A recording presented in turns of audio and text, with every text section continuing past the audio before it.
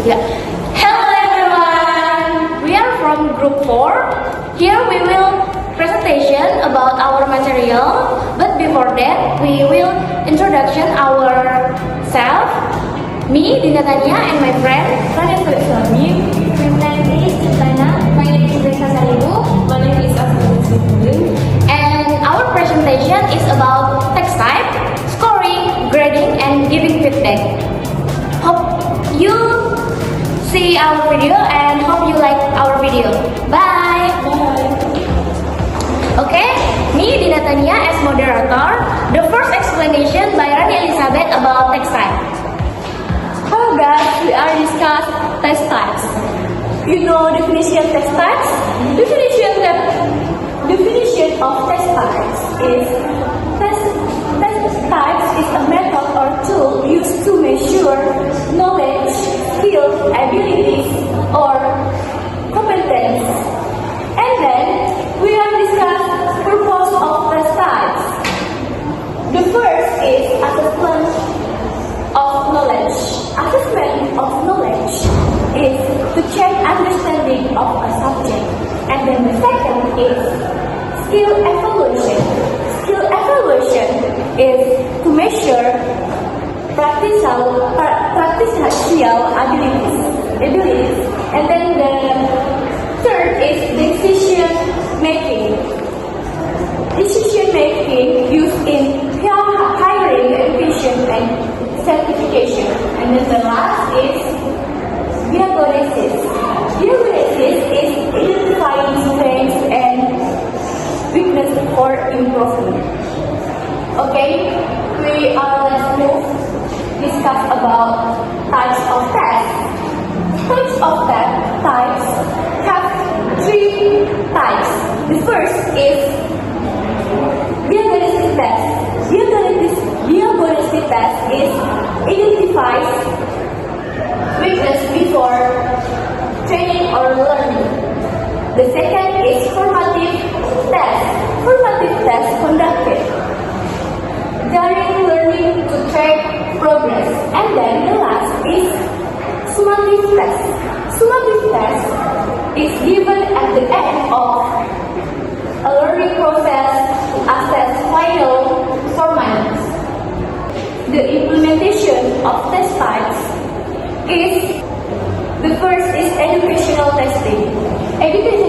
Educational testing is used in schools to assess students' progress. And then the second is employment testing. Employment testing is employers use tests to screen candidates. And then the last is medical testing. Medical testing is doctor use tests to diagnose disease. Okay, the example of test types. The first is education. The example is a math exam at the end of the semester. And then second is employment. Employment, the example is a coding test during a job interview. And then the last is medical. The example is a blood test to check for diabetes. Okay, the next material is about scoring, explained by me, Dinda.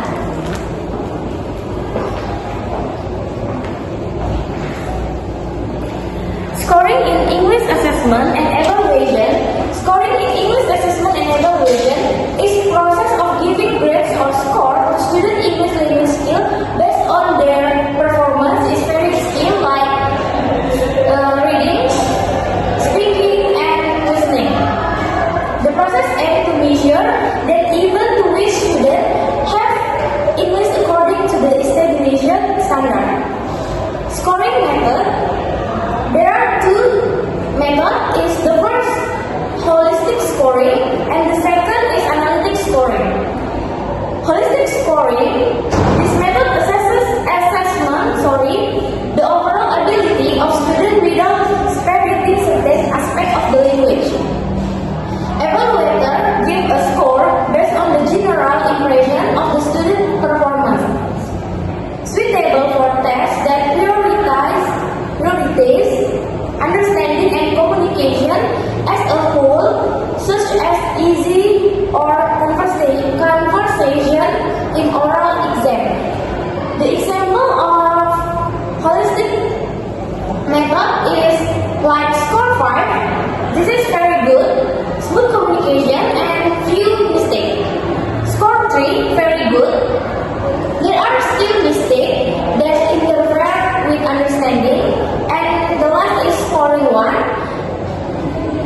good, difficult to understand by listener or readers. The second is analytic scoring. Assessing student abilities based on very specific aspects such as grammar, vocabulary, structure, and pronunciation. Each aspect is given its own score, then the result is added up to get the final score. The example of analytics method, for writing, grammar 5 by 5, vocabulary 4 by 5, organization is idea 3 by 5, total score is 12 by 15. Okay, I will give to Kanna. Will explain by scoring. Okay, let's move on to discussion about selection methods. Scoring method selection. The choice of scoring depends on the purpose of the evaluation, and the purpose of the method is the first holistic method. If the main goal is to assess communication skill as the whole, then the holistic method is more appropriate. And the second, analytical method. If the targeted feedback is needed to improve the test skill, then the analytical method is more effective. By using the right assessment method, the assessment result can more accurately reflect student English skill and provide clear direction for improving and developing their abilities. Okay, that's all from me. I think I will give the moderator.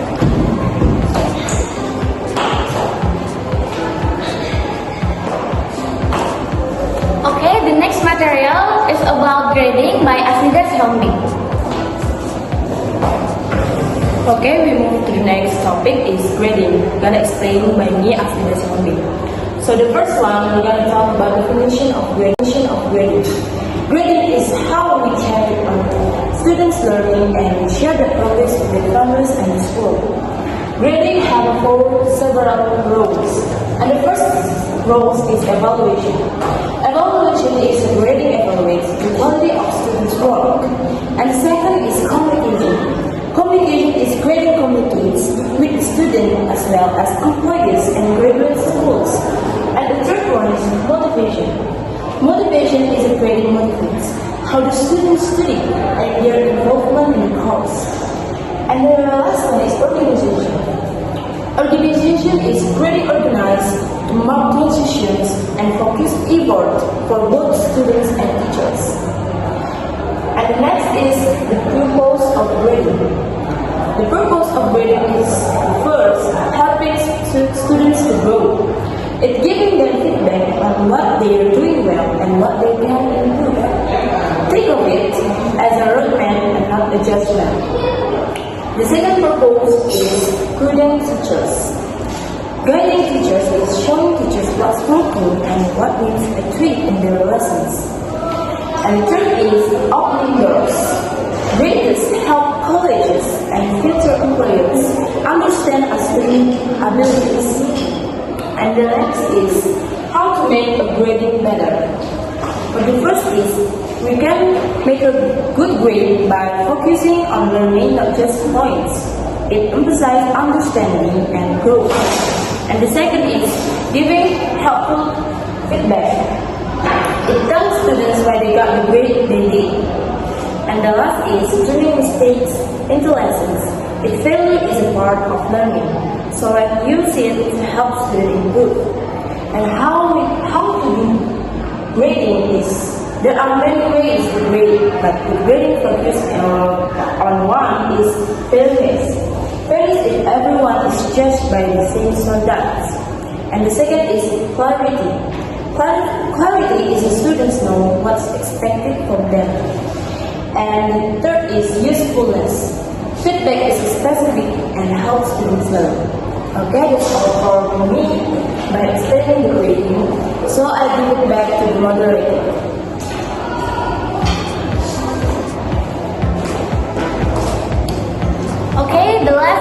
explanation by Grace Pasaribu about giving feedback.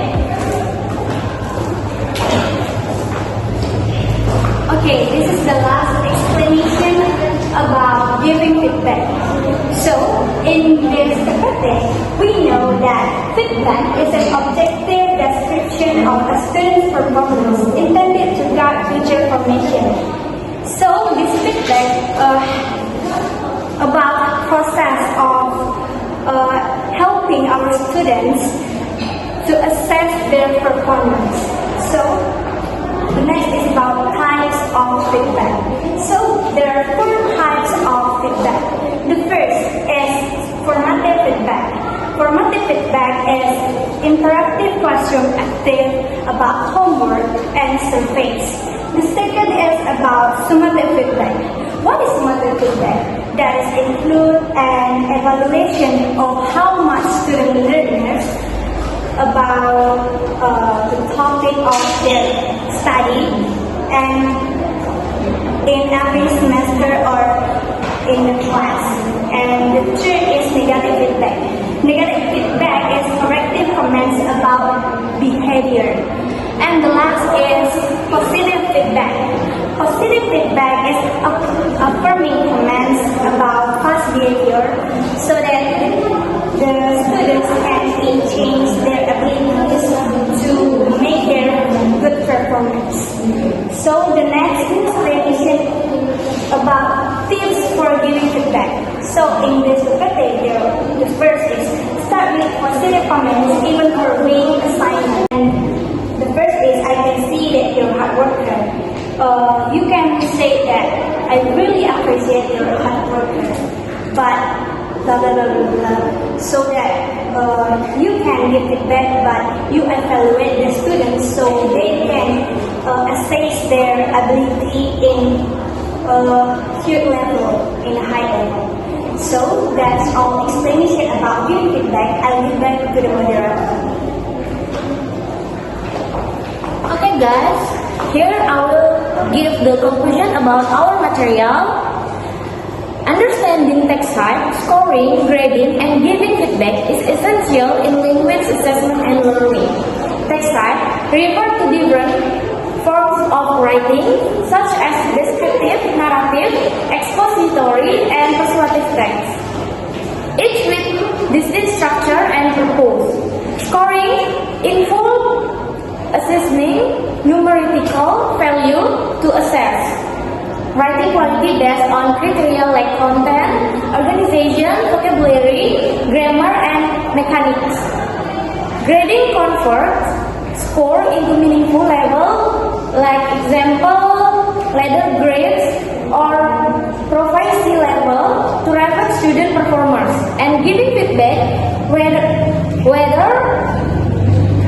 formative or summative help learners recognize their strengths and areas for improvement. Effective feedback should be clear, constructive, and encouraging. Enable students to refine their their writing skills and achieve better outcomes. And this is our group. So that's